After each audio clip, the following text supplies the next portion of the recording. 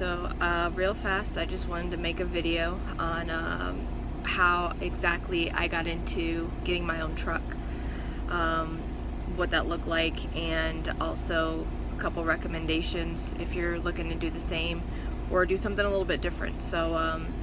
I drove for Schneider for 1 year as a company driver. I was driving team at the time. Did that for about 7 months, about 9 months. By the 9th month was when I was finally making the leave there. But I still rock the Schneider t-shirts. People say it's free advertising for them, even though I'm an independent contractor.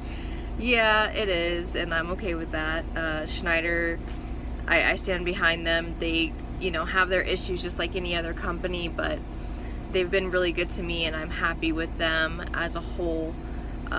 Now we have set up our trucking business as an LLC, finally. For the last year I was a sole proprietor, so I didn't have a business name. But now that I'm driving team with my boyfriend, we set it up as an LLC, keep things separate, and I will be rocking our company t-shirts with our logos here shortly, but for now I like to look professional rocking the Schneider, and I'm also doing free advertising by pulling that big orange Schneider trailer everywhere I go. So anyways, I got this truck by going through Schneider's lease program. Came with 0 money down, because I had good credit. They told me, like, even with not great credit, looking at getting one of their brand new trucks on a lease, that it would be like maybe $3,000 to $5,000 down. So really, guys, is it not possible to save $3,000 to $5,000 after 1 year of company driving? It's definitely possible, right? So an option for sure if that's something you're looking to do. On the lease with Schneider anyways, my truck payment was, I'm speaking past tense because now it's doubled, it's a little different as a team, but for the last year running solo, my truck payment was $830, the truck itself. Then they have like a $200 maintenance reserve requirement every week as well. So 8, 9, 10, over $1,000. Then about another little less than $200 in the insurance and registration and a couple other things that were paid out every week for the truck. So I was paying about $1,200 a week to completely cover the cost of the truck. That's a lot, but it's a big purchase, right? We're looking at a purchase of over $140,000, $160,000. So a lot of these trucks are. So, and then a 3-year lease, getting it paid off within 3 years, or at the end of the 3 years having a residual payment that's due. A lot of times what a lot of Schneider drivers will do is at the end of the 3 years, if you have a residual of, let's say, $50,000, you can go back to Schneider and say, hey, I want to lease this amount. So then you'll lease off that $50,000 for one final year. So your payments will go up. Typically they go up for that last year to get it paid off. Or you go to a bank, you spend that 3 years making sure you get good credit, making sure you have like some extra cash in reserve to put into a savings account or something. And you go to a bank and you say, I have this truck, I've been driving, I want to buy it, I want you guys to purchase it and hold the title, and basically you're doing a refinance, and so the bank will pay Schneider or whatever the remaining $50,000, and then you owe the bank now, but now you owe the bank on a monthly payment, and you're no longer paying, let's say, $1,200 to $1,400 a week with the truck and all the insurance and maintenance and all that. You now are paying, let's say it's only $2,000 a month, right? So you just cut that in half. Less than half you can do for that final year. But it's just one option to lease that way, going through Schneider. at the end of 3 years, it's even possible a lot of people spend 3 years doing nothing but saving all of that money. So at the end of the 3 years, you have $50,000 cash, pay Schneider, walk away with your truck and title in hand. And then, you know, all that money that you were spending towards the truck every week, over $900 or $830 in my case, would have been coming to me instead of the truck.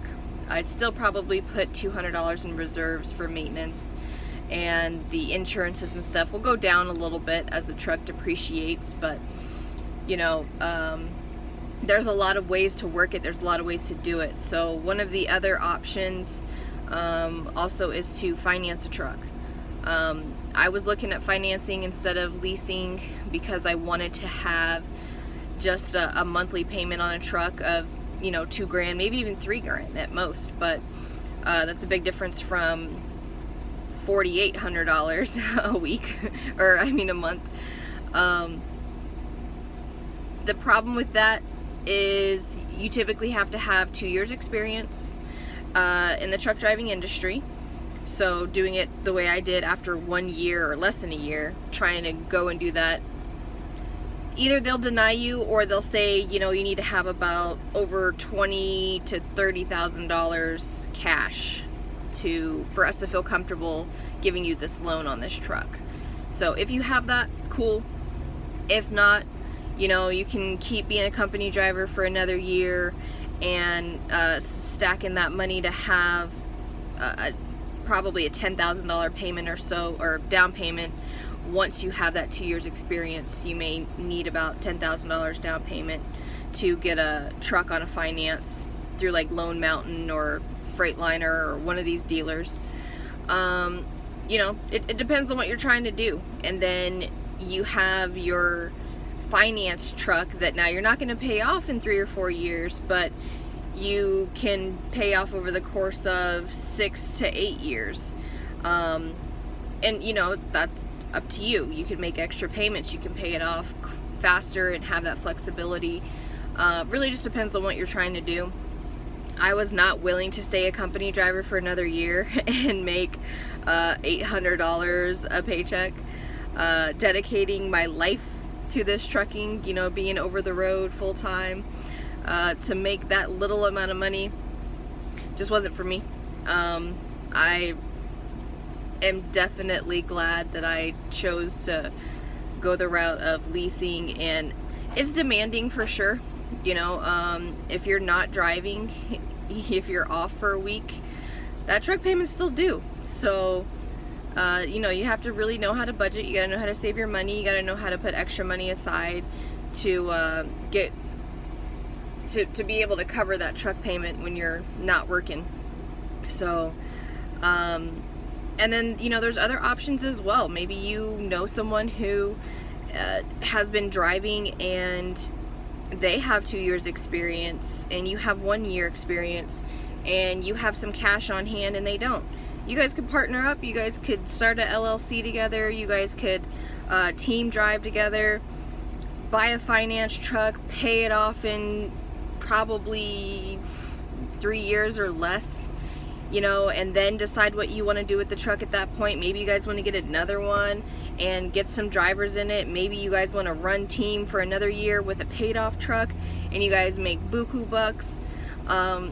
There's options. There's definitely ways to make it work. So I just want to share with you guys real quick what I did, and we are looking to buy another truck within this year to get somebody to drive for us, or maybe another team, maybe a couple or something. Exploring those options soon, so definitely we'll keep you guys updated on that and what we're looking at there, how going from being a company driver to an owner-op to a fleet owner, you know, what that's going to look like for us, and share our experiences along the way. But feel free to reach out if you guys have any questions, and I'll see you soon.